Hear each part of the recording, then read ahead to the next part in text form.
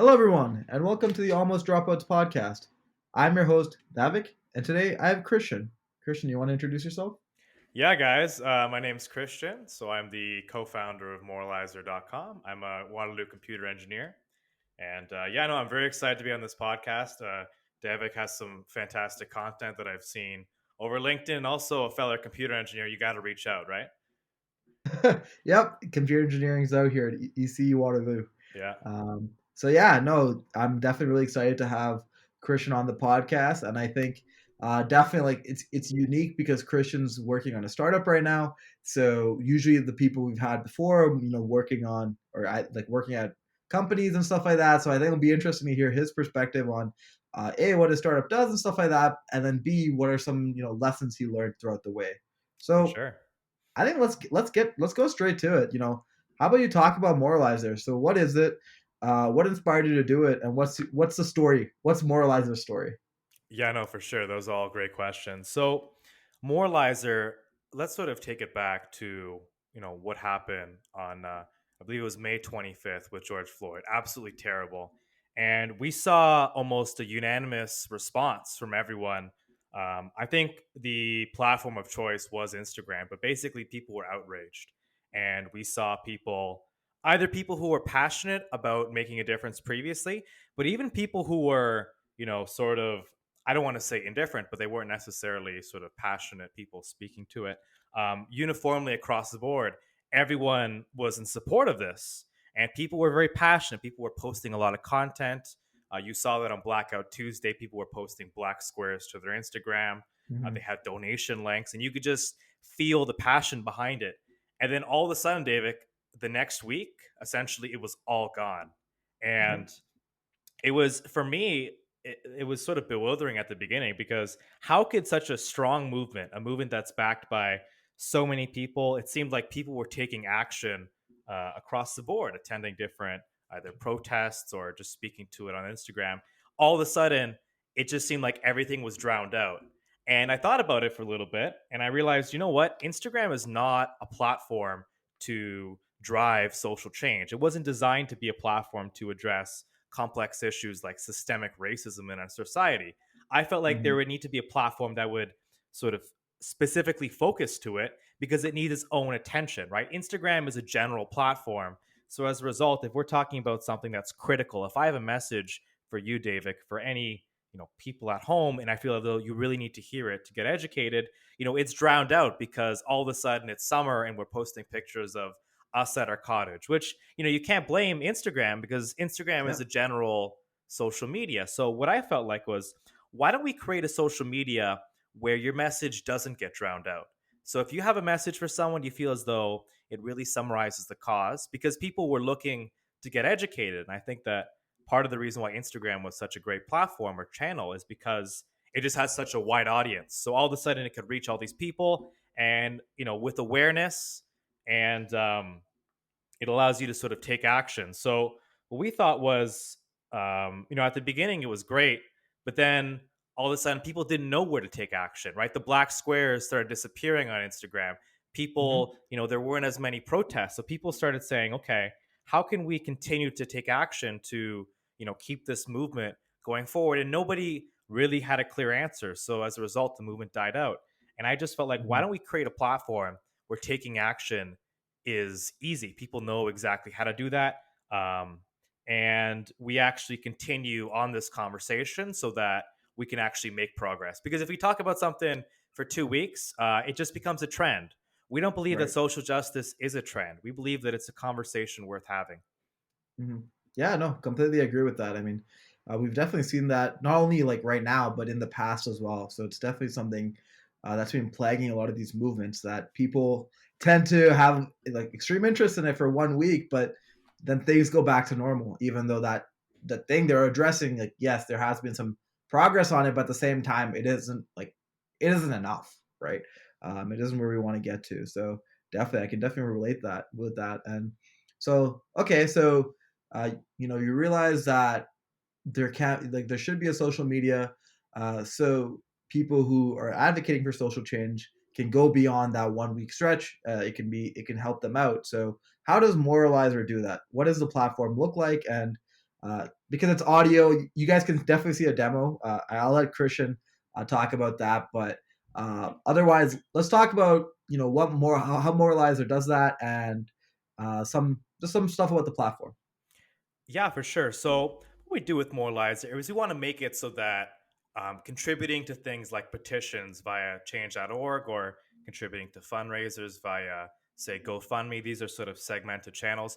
We want to bring it all into one platform that's as easy as double tapping on an Instagram post. So the platform is actually available right now at demo.moralizer.com. So you guys can actually see exactly how it looks. And yeah, it's visually we were sort of going after the Tumblr, Pinterest type design where you can sort of see this wall of different types of cards. Okay. And when I say cards, I'm essentially meaning to relate to Instagram, a post, right? So in Instagram, you sort of have one post. It's a card that has some sort of media to it, like an image or a video, and then it might have a caption. So with Moralizer, we have different types of posts. So we have things like actionable posts. So signing a petition is now as easy as just double tapping on a post, right? So previously you could like a post on Instagram. Now you can double tap to sign a petition.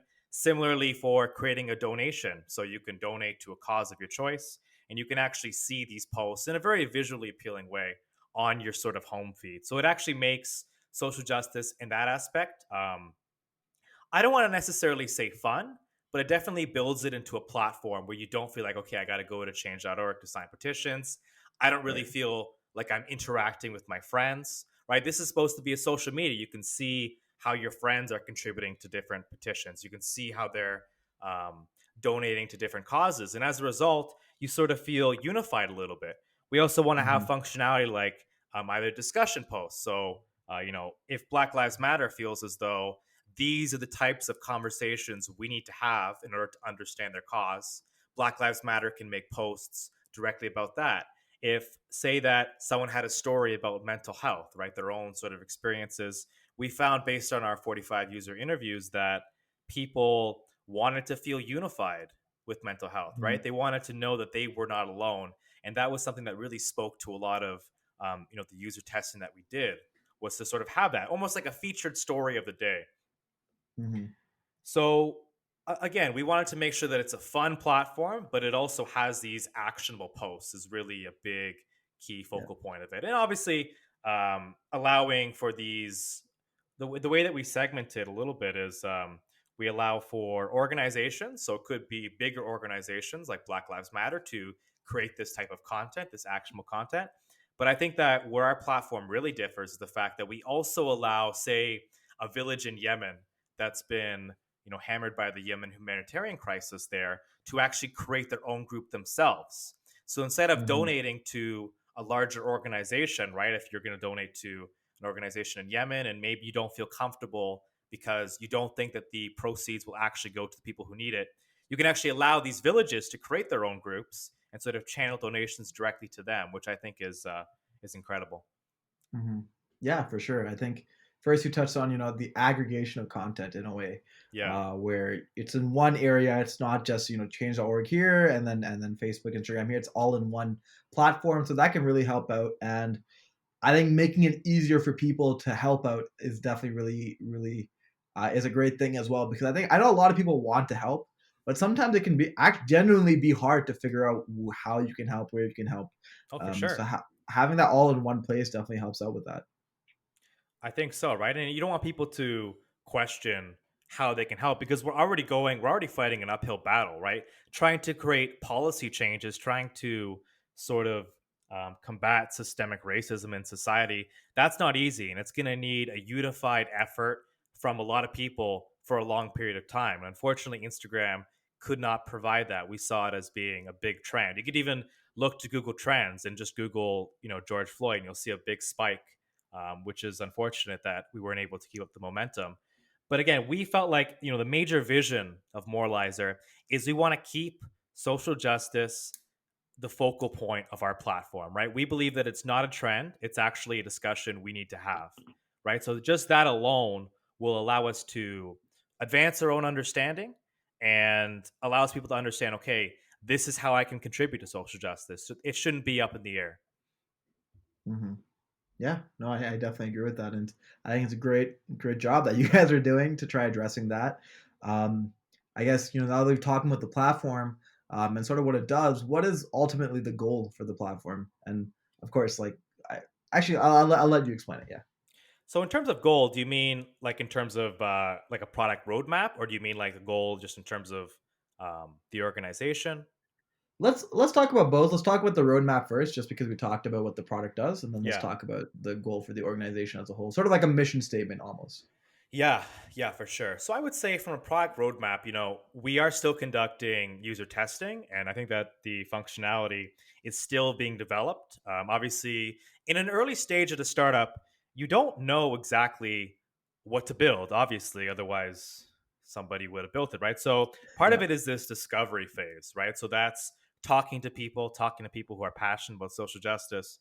But something that's interesting, David, and something that is definitely a difficult skill to master. I think it's where the people skills kind of comes in. Is if I conduct a user interview with you, you don't necessarily know what you want, right? So if I tell Hmm. you, David, there could be a social activism platform, and it'll allow social activism to be the focal point of it, and I say, what would that look like? You just that's a lot to think about, right? You might not be very visual, you might not have a lot of things to compare it to, so as a Right. result it's sort of, you have to sort of stitch together a lot of different user interviews, and also just have your own understanding of the topic very clearly so that you can input your own functionality, because as a computer engineer, I think that we see things differently. Like when we talk about platforms, you and I are thinking, okay, how am I going to hook up the APIs, and what libraries am I Yeah, going to use? What's the tech stack? Whereas the average person, I can guarantee you, is not thinking, what is the tech stack of Instagram? of Because course. Yeah. yeah, obviously they just use the platform. So it was definitely interesting to sort of settle on this initial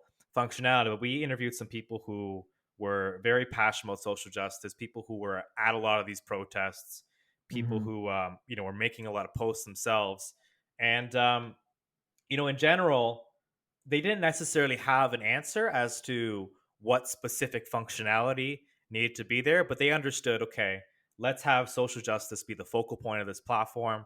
Let's have, I would say, unique content. That's something to any platform, right? Like, this is a question that we had a lot, right? And maybe I'd actually like to hear your opinion on this, but like, what would you say would be the biggest difference between Instagram and TikTok? And when I ask that question, I'll explain a little bit about it, right? Like if you look at Instagram and TikTok, the UI very similar. Hmm. Instagram has the ability to create videos as well. It has the ability to create captions. I wouldn't say that they're necessarily wildly different platforms, although you could argue TikTok has better video creating functionality. Like, why would anyone go to one over the other, in just your opinion? Yeah. Okay. I'll preface this answer by saying I haven't really used TikTok that much, Okay. just because I've decided to avoid the platform Yeah, just based on yeah, how addicted I've seen everybody else get on it. yeah. But saying that, I guess the biggest difference for me is TikTok seems like it's more of a general world aggregator. Like you're not necessarily on TikTok to stay connected with your friends Okay. or with like yeah, there's influencers on there, but I'm saying like or like with specific celebrities, it's more you're trying to see some unique content that people have made all around the world. At least based on what I know about TikTok. Feel free to like Yeah. to debate with me on that. But Instagram is more if you want relevant content, like you want to see what your friends are up to, or you want to see what your favorite celebrity is up to. Um, in most of the times in a photo, but sometimes videos as well. I think Instagram does that better Yeah. than TikTok. TikTok is more for unique content. I feel like that sort of more of a discovery type of thing, trying to find new areas. Well, even though Instagram does have that like discover new area, I don't. I think TikTok probably does that better. But what do you think? Yeah. I think just to sort of summarize that, and something I was going to get into, you said the word content a lot, and that's something that um, is, I think that is the answer. Is that they just have different content available, right? If Hmm. TikTok had the exact same posts that you saw on Instagram, you wouldn't use TikTok because I would just go to Instagram for it. So to tie that back into Moralizer, we want to have original content that is inspiring, original content that's specific to social justice. And I think that's what bring people to any platform is just having the ability to create unique content, right? Hmm. So Yeah, making makes sure sense. that that content quality is high, definitely. Hmm. Okay. Okay, so on your product roadmap, going back to the original, Yeah. so you talked about, you did conducted user interviews. Now I guess the next step after the user interviews would be to start, building out the platform completely with the UI, or I guess MVP, and then iterating on that. But still having an idea of exactly what you want to do for the platform with the UI and the architecture and everything like that, and then scaling. Is that the plan? Yeah, so for sure, no, that's definitely good to speak to. So we want to understand, obviously, what the biggest functionality we need to have. So we Yeah. decided that okay, we wanted to have these actionable posts, allowing people to take action. We wanted to also bring in the functionality, and I think that we're sort of doing some A/B testing on this still. Bring in functionality from other social medias. So actually Hmm. take from Instagram, Facebook, and Twitter and also bring that into our platform. So Hmm. the reason why, and I think that goes against my my content talk, but the reason why that we're doing that is because we want it so that the platform obviously is specific to social justice, but it's sort of I almost want to say it's like a one stop shop Right. also. So it Makes sense. allows you to keep track of what your friends are doing and have fun, just like any social media. So we have the functionality to pull from these different Instagram, Facebook, Twitter. But again, if you don't feel that that's relevant to social justice, you can just easily filter out. So we have this filter functionality. So because we have so many different types of cards, it can be a little bit overwhelming for some people. So if I'm just at moralizer.com just to sign petitions, I don't necessarily care about people's Facebook posts. So I can just turn off the Facebook post. And we actually Right. have the social media post turned off by default. Hmm. In terms of like the general product roadmap, so yeah, we the way that we're building out the application, so we're following an agile Scrum methodology. I love sort of those PM terms, but basically, it means that we're instead of like going through it in major stages. So instead of saying, okay, David, first we're going to draft out all the requirements, and then we're going to test and validate them, and then we're going to design the UI, and then we're going to build it, and then we're going to test it. We sort of do that whole process in 2 week sprints. Right. Yeah. Um, Although the user testing, we have to, I think that we do that monthly. But Hmm. yeah, so we figure out the functionality, we make sure that that makes sense. And yeah, the functionality is still under development, but we're looking to build out some really cool features. I think one that's very interesting, and I want to see how this sort of pans out, is video chat functionality. So I think that we were Hmm. discussing it, but essentially, if we're going to be talking about social justice, something that's very complicated, I don't necessarily think that typing on a keyboard to explain your thoughts is the best way to do it. I think that like face to face discussion is the best way. And this is a bit of Hmm. a gamble. We'll see how this gets reviewed. But what we're doing is on every single post, you could imagine that say it's a media post by Black Lives Matter, and it talks about defunding the police and what that really means to them. That's a very contentious issue, right? I think that implies a lot of different things. So you can actually join a chat room with up to 6 people, and you can just talk about it. Hmm. And again, we've brought this up to many people. I think that people don't necessarily know how that'll go, but functionality like that I think would be pretty interesting to see if we can further the conversation via like face to face communication as opposed to just typing. Hmm. Yeah, no, that makes sense. It's definitely some interesting stuff, and there's definitely a lot of things you could implement. I think definitely like knowing, getting that validation for different features, and knowing how far you want to go, what your scope of your product is, and stuff like that is really important. So I'm definitely really interested to see what the end result ends up being, and yeah, okay. Talking about the second part, if you could summarize the mission statement, and you touched on the mission and Moralizer at the beginning, but Yeah.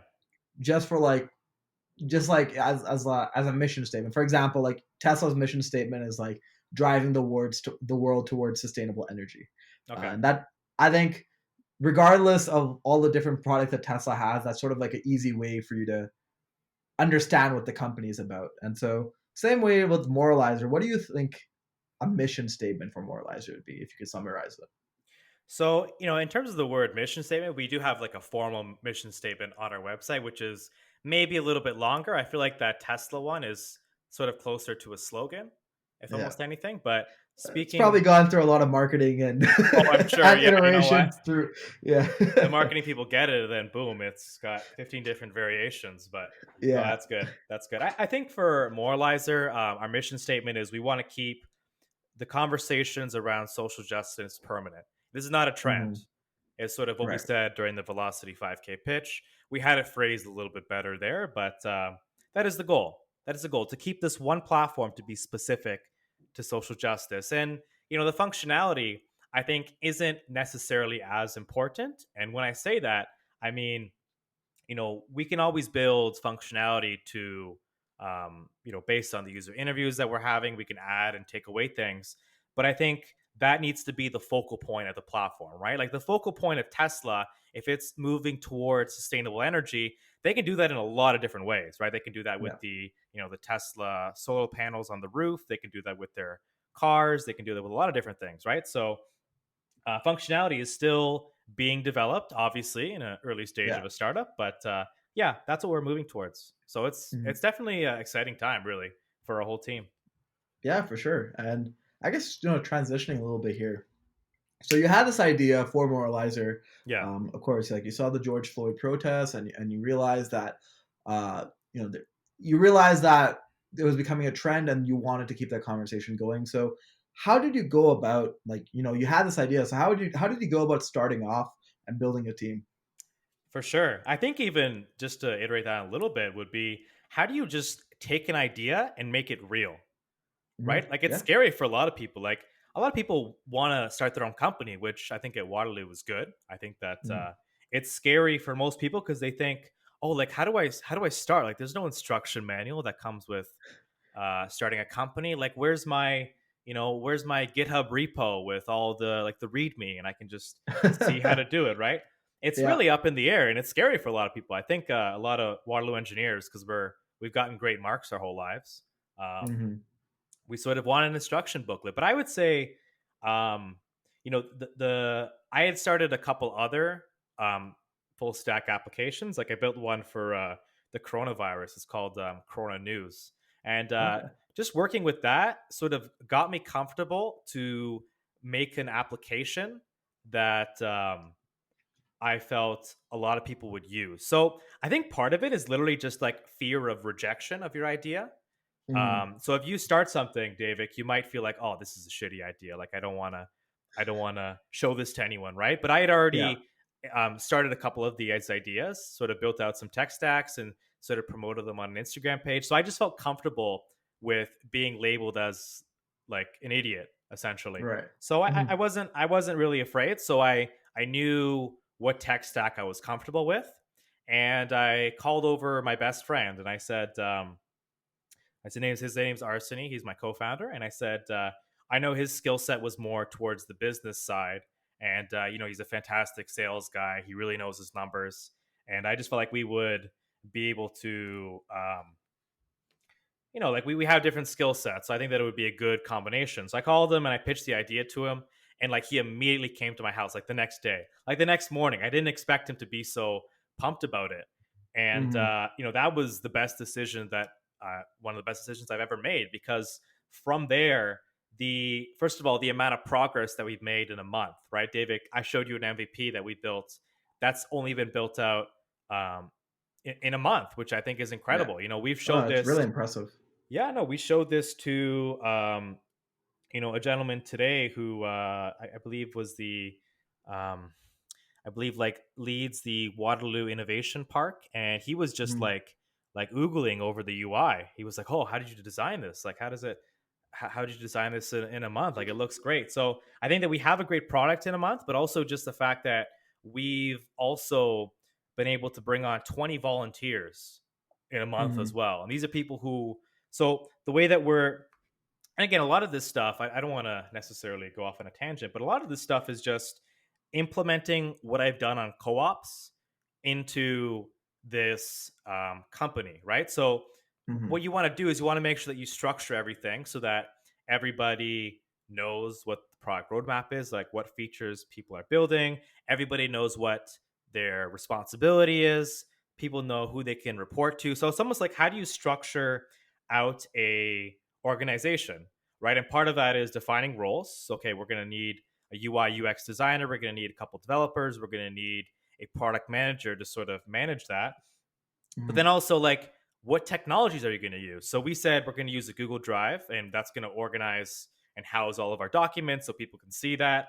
Are you going to implement an onboarding process if you're going to take people? Are you going to, sync up with them once per day, once per week, once per sprint? So all of these types of decisions you have to make, and it just based on Right. what my experience from different co-ops is. What I like the most, like what I think some of my managers did well, and I think that they did poorly, and I sort of just like aggregated all that data into Moralizer. So I Mhm. think it's worked out well so far, definitely.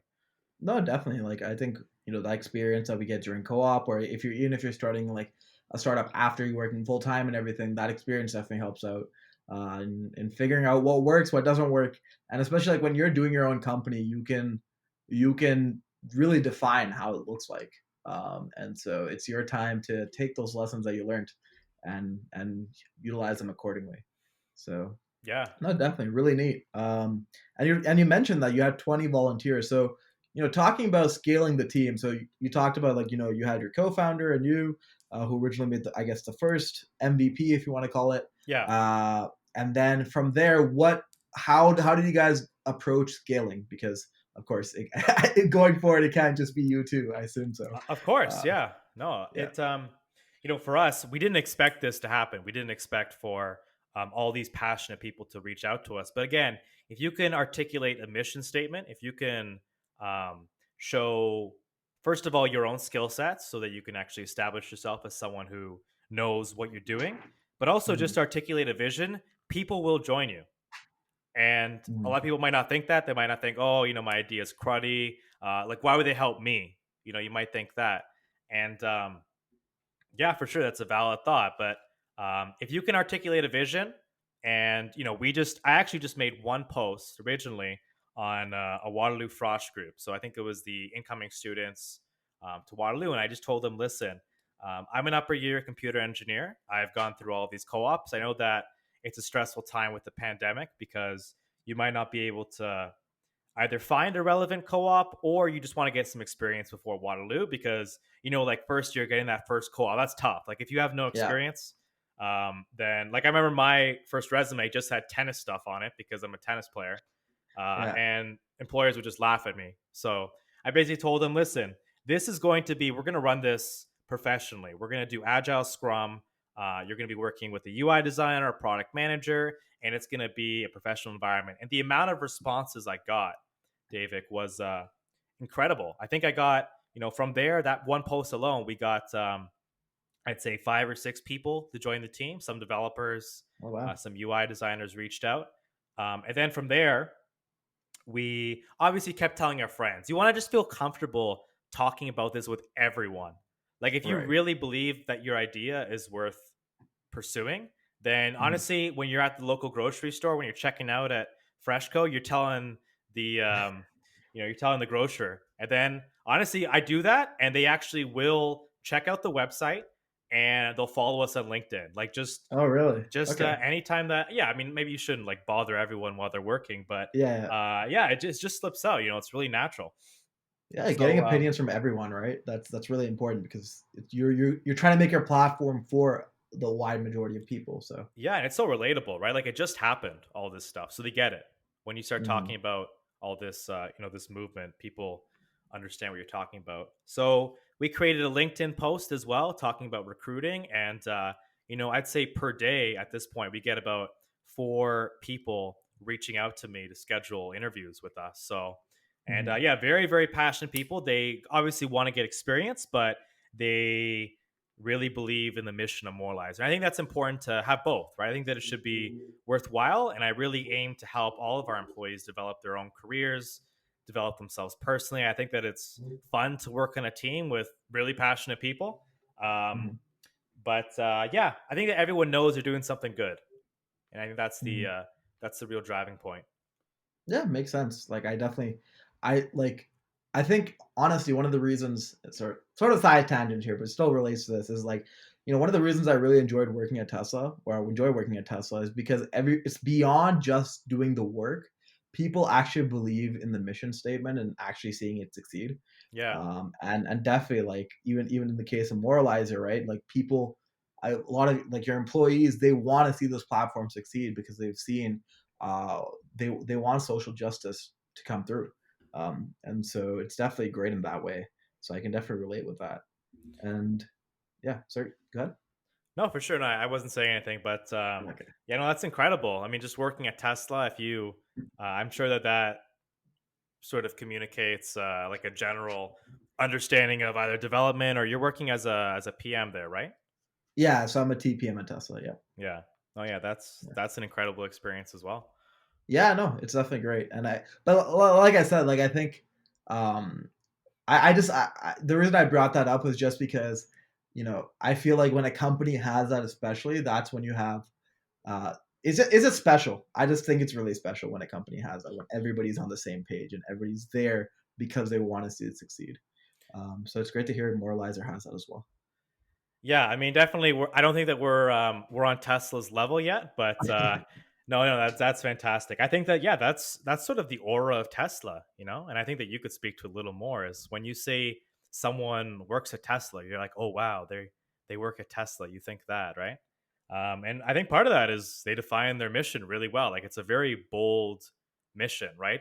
Transitioning the Hmm. world to sustainable energy by one company, right? Like that's absolutely incredible. People can back that. Hmm. Yeah, for sure.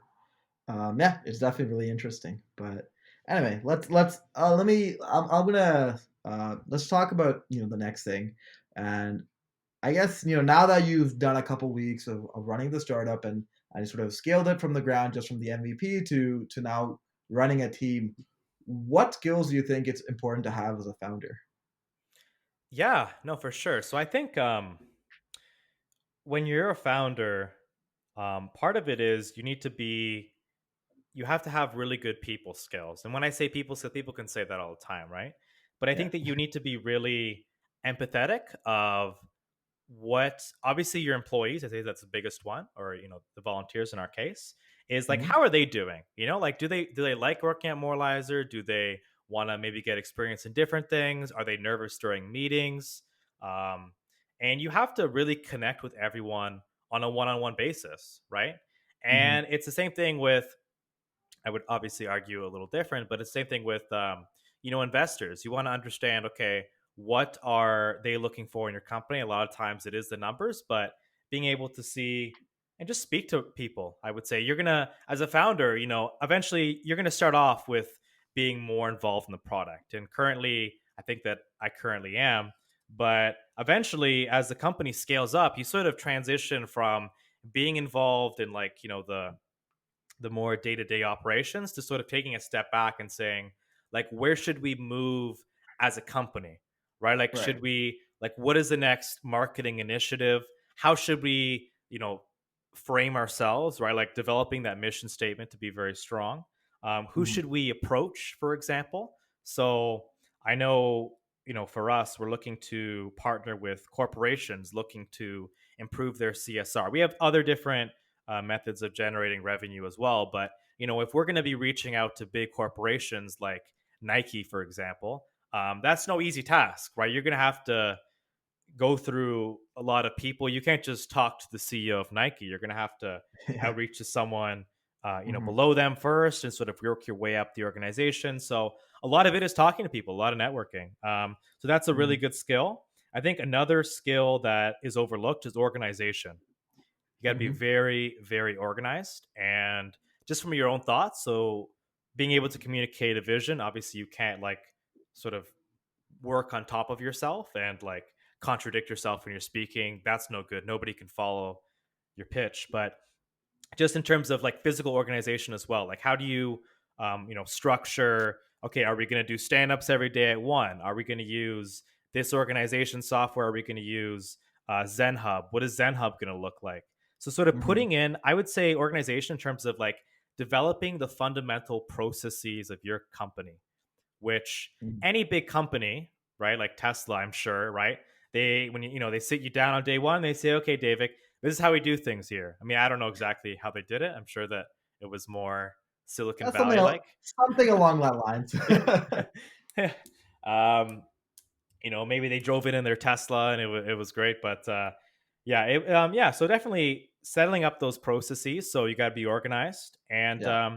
yeah, be a people person. In my case, I was more on the technical side. So I think having competency, obviously understanding what you're building. So I know the product inside out and I know our tech stack, but that's not the most important thing because you could hire a developer or you could hire a product manager to manage that. It really needs to be you need to be able to articulate a vision very clearly, and just really connect with people. Right? They have to they have to like working with you. Yeah. If they think that you're a jerk, like there's no way someone would volunteer their time if we didn't treat them the way that we're treating them. So I think that's Yeah. important as well.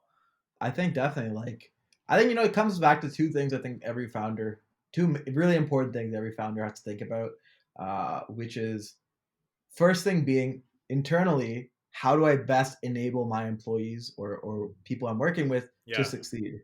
yeah, Because as a, because you're a leader, you want to make sure that you're providing them all the opportunities that you can for them to succeed in the role. Because in turn, when you have happy people who are happy while working, you're going to get a better product. And so definitely, and at the end of the day, you want to make sure that they're happy working for you. Of course, like that's a big thing.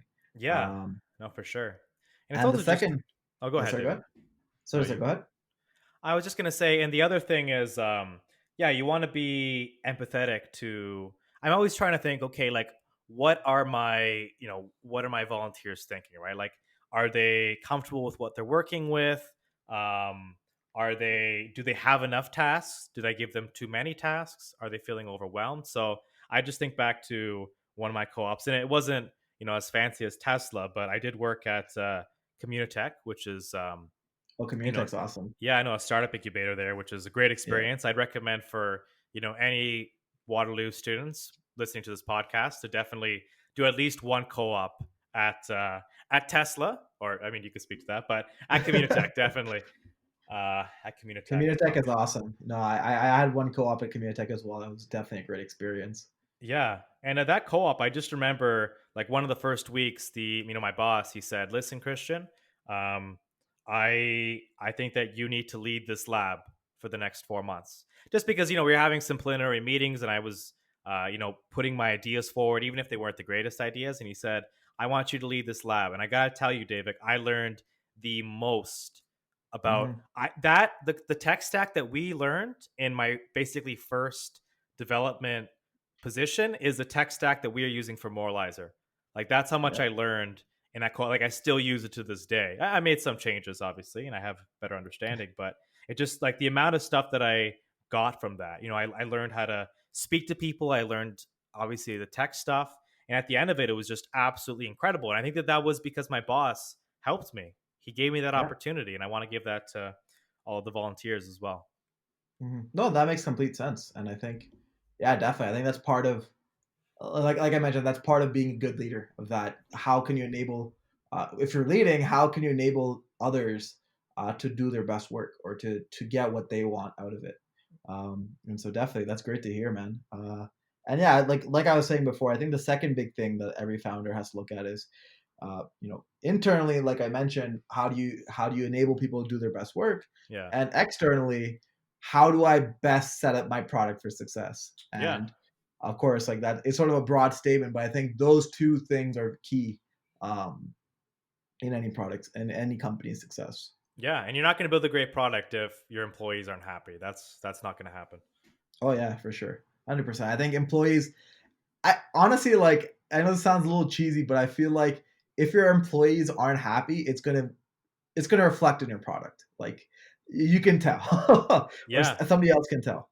In general, I do have a question. So, working at Tesla, a company where obviously you said people really align with the mission statement. Are people that you're working with, are they generally like very upbeat to work at Tesla? Because I've heard, and again, this is just not going to be, I don't think this is accurate at all, but I heard that they really really work you hard, and Mhm. sometimes if you're passionate about it, then work isn't even work, you just love it. But sometimes it's a little bit much for some co-ops. Is that kind of correct? Yeah, I think definitely like it depends, right? So if you're full time at Tesla, or honestly most Silicon Valley companies, you have to be pretty involved in the company, or like very uh, you're usually pretty like invested in the company. That's the right word. Okay. And especially at Tesla, like there's a lot more work than people, and the mission is pretty bold, but they are trying to act on it. Like it's not just corporate BS. It's legitimate mission that we're working towards. Yeah. And so Yeah. with that, what ends up happening is yeah, sometimes yeah, like full times will work a lot, but for them, like you mentioned there, it's part of the process, right? Because Yeah. otherwise, if we don't do it, we're not going to be able to like progress as much as we can. And what ends up happening with co-ops, I feel like, is like that remains true for co-ops, but at the same time, because they have so much on their plates, the reason Tesla hires interns, like most companies, is so full times can get some help on the work they have. Yeah. And so what Yeah. ends up happening though is because there is a lot of work at Tesla, sometimes co-ops can feel overwhelmed with it, which is no doubt like that's part of it. But I think at the same time, that's a good and bad thing because yeah, sometimes you can feel overwhelmed, but at the same time, like you were mentioning with your co-op at Communitech where you got to set up the lab, you get to do full-time responsibility. Like Yeah. there is no intern projects at Tesla. It's you like when you're there, you need to help out because there's so much work to do. Yeah. Um You get and more out of it, right? The yeah, more work you put in, the more benefit you get out in terms of experience, in terms of just personal satisfaction. exactly. That's it. And I think, of course, it depends on your manager and everything, like at any company. But this is a general thing. I think the people there, like, yes, they have an expectation that they're going to work hard, but they're never going to ask you to do something that they won't do, right? Yeah. And I think that's really important to see that it would suck like if you feel like you're doing a bunch of work and everybody else isn't. But if everybody else is also doing a bunch of work and you're doing a bunch of work, it's I think that's more of a fair trade-off, right? Yeah. Because it's like that's sort of the expectation of the company and everybody around you. Yeah, like So if they hired you as the water boy and you were the only water boy, it'd be like, okay, well, something's up here. Yeah, yeah, something's up. That's exactly. great though. Yeah, yeah, no, and I think definitely like I think that's an important thing to convey in interviews and stuff when you are not only for Tesla, I'm saying in general for any company. That's sort of what the expectations, like what the day to day is like. That's why I really like when you get to talk to full times or interns who are working at the company because beyond just what you hear during the interview, you get to get an accurate or semi accurate representation of what's going on most of the time. And Yeah. so, Yeah, no, for sure. It's just on the topic of interviews, something that I've been conducting a lot of interviews recently, obviously mhm, for Moralizer, and I would honestly say if you can, if you're able to conduct interviews yourself, it really helps you as an interviewee, right? You can yeah, really sort of put yourself in an interviewer's perspective, right? Obviously, as we're Waterloo co-ops, and I think this is more specific to just Waterloo in general, we tend to think like I think we get very focused on like, okay, I want to work at Silicon Valley, and that's like the goal. Like once I hit a company like Tesla, like that's it, I've made it. So it almost seems like Waterloo is just a competition on like it's who just a can get race. yeah, like who can get the better Yeah, co-op, and like everyone's always thinking about co-op, co-op, co-op, but people aren't necessarily thinking about like what do I actually want to do. So yeah, for myself, I was like, I think that I just happened to know I wanted to do a startup. I just felt like, even before, I felt like I wanted to just, I guess because of my personality, I felt like I was really good at leading people, which is very mhm, subjective. Maybe some of my friends think that that's not the case, but I always felt like, you put me in a room to give me a presentation, and even if I don't necessarily think I got the goods, I'll at least pretend that I got them, right? Like I'll sort of show up to play it. And I felt like, being an interviewer, um, as opposed to obviously doing all these co-ops, you definitely sort of get the sense of what the other side is like, right? Like what, Mhm. and it helps you as an interviewee. You see, okay, well, if I the next time that I interview for a technical position, I should probably focus on, how my technical skills translates to the job as opposed to talking about something maybe a little bit less meaningful. So you sort of refine yourself. I'd say you refine your skill set just with a host of different experiences helps you Yeah. there. Yeah. No, I'm 100% with you on that. Like for even for myself, right? Like I yeah, I think the goal for me, it was never like, oh, I need to beeline it to Silicon Valley like it is for a lot Yeah. of Waterloo kids. For Yeah. me, it was more like I want to try out different things and see what I like, and then go from there. And that's where like I ended up switching into product management later on in my internships because I realized I enjoyed doing that more. And even for myself, actually, it's funny that you brought up that you want to do your own startup because for myself, I actually want to do that as well. That's always been the goal for me. So Yeah. even though I am doing these internships and stuff, like it's more a just to have to get some experience of how industry works and stuff. And but the goal for me is always to do my own startup. So we'll see how it goes. But I think it's really important to be truthful to yourself of what you want and not necessarily just live up to other people's dreams, if that makes sense, right? Like make Yeah. sure that you know what you want out of a career and do that. Don't just do what somebody else wants to do. Yeah, and obviously it feels very touchy-feely to say it, but it is true, right? Like if you can define something, like if you said, okay, when I go to Waterloo, I want to work at Tesla. Okay, like that's just the company I want to work at. I want to work at Tesla, and you know that, you'll figure out what it takes to get there. Whether that's okay, I need to connect with so and so people over LinkedIn. I need to get these types of marks and I need to keep it up. I feel like if you can set a goal more clearly, then you'll hit that. Whereas if you just go to Waterloo, then everyone wants to get good co-ops. Everyone talks about Silicon Valley, and then you just sort of get brainwashed into thinking, that's the Yeah. be all end all. Yeah. No, 100%. Like I've already seen it where so many people who have taught, like I sometimes I do coffee chats or even when I'm talking to my friends, like some of them are just so caught up with this thing that if they don't get the Silicon Valley, like there's a saying in Waterloo. It's called Cali or bust. Uh, I and love it. and people, but like it sounds like a meme, but people actually legitimately have this mindset that if they don't go to like Silicon Valley or California, like they've completely ruined their experience. Like they failed ultimately, and I think that's honestly a terrible mentality to have, just because like at the end of the day, that's just a place and these are just companies, but it's about the experience that you get out of these companies that really matters. Like you said, that Communitech experience that you had helped you so much in Moralizer. And of course at the time you wouldn't have known that, but like 2 or 3 years later, it did what it did. And that's why I'm trying to say, like, look at what the experience these companies offer you and where it takes you in the future, rather than just have to beeline it for like these type of companies or a location or something. I don't know. Yeah, no, for sure. I think yeah, and like for myself, I have never worked for a Silicon Valley company, so I don't necessarily, know what experiences that would give me. But I do know that I don't think that one experience, or like if you work at Silicon Valley, I don't feel like I'll just go, wow, like I've made it, and then that's it, Yeah. happy Christian until I am 80 years old. Yeah. And Yeah. I get the feeling that people think that, like, okay, I'm going to hit Silicon Valley and I'm going to, even if I land a job at like Google or Tesla, right? Then that's it. I've just made it. I can, Yeah, I that's can the die end. happy.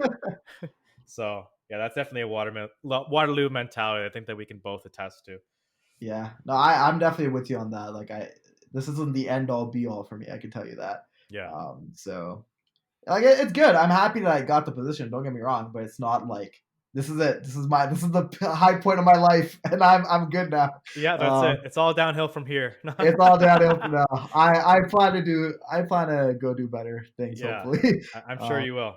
I think you will. but all right, let's talk about Moralizer now. I think we've talked about Waterloo for a while. Yeah. And so what's exciting going forward now for Moralizer? Um, Yeah, no, for sure. So I think for now it's a very exciting time because we're still developing.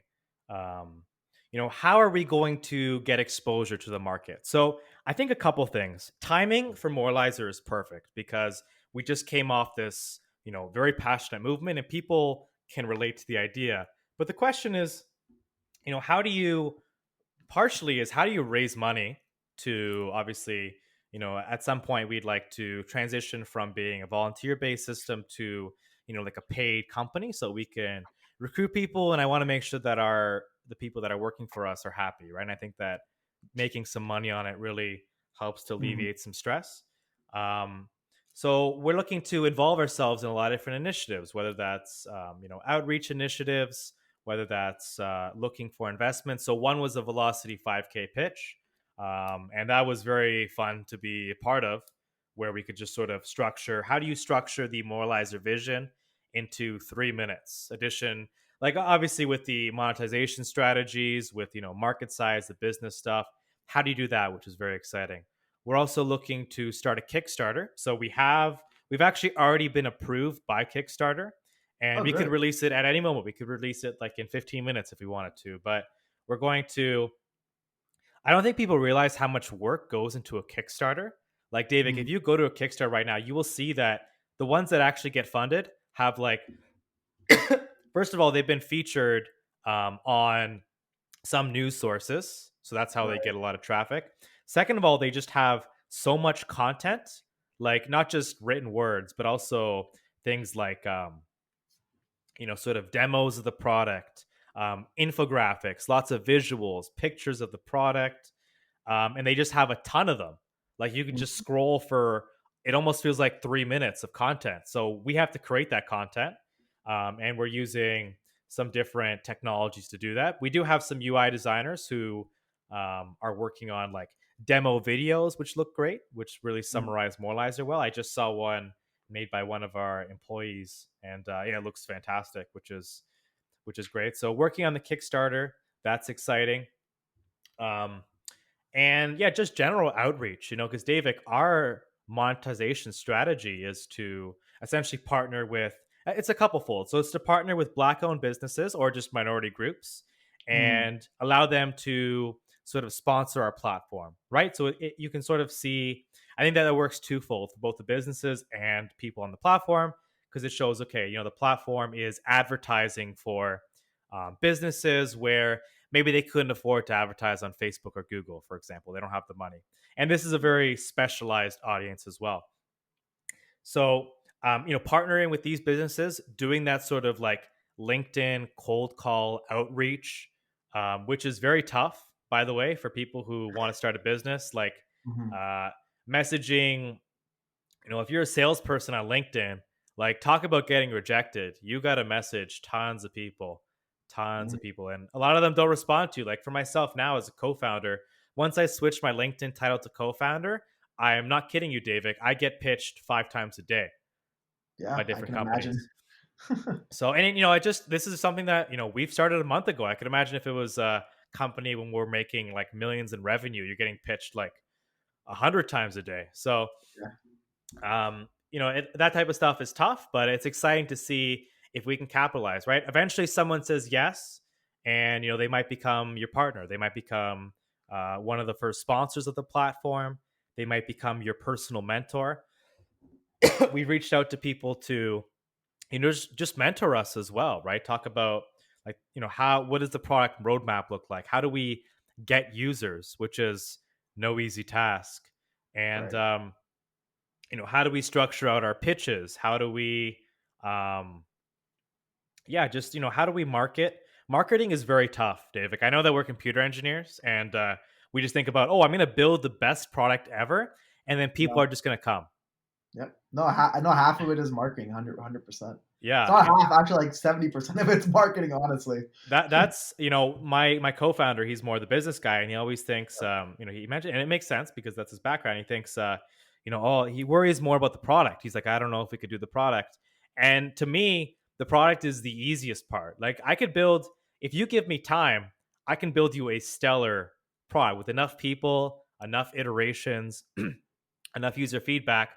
But just because I have a great product doesn't mean people are just gonna show up on my doorstep with, and then they sign up and they love it, right? You gotta market it, you gotta frame it Yeah. correctly. So that type of stuff. We do have a marketing team as well, people who are basically just thinking around the clock as to how are we going to promote Moralizer, whether that's like a very appealing landing page, or are we going to set up posters? Are we going to maybe partner with influencers on Instagram, which is how, again, a lot of this stuff was being done previously. Is someone who's successful, like LeBron James, would come out and support a Black Lives Matter. If we could Yep. reach out to someone of their caliber and get their support, because we do have a great cause, and I think that we do have alignment there, then yeah, it's exciting. So really, just you just try a bunch of things and just see what sticks, which I think is a very exciting time for us. Yeah, no, it's definitely. I think honestly, all you need is like one or two people to come back to you, and things can start clicking a lot faster. And so, definitely, like it's that persistence that's what's gonna keep the company going. But I'm sure you and your co-founder definitely have a lot of that, and I'm sure you guys will be successful. Yeah, thank you. That's yeah, and it's definitely.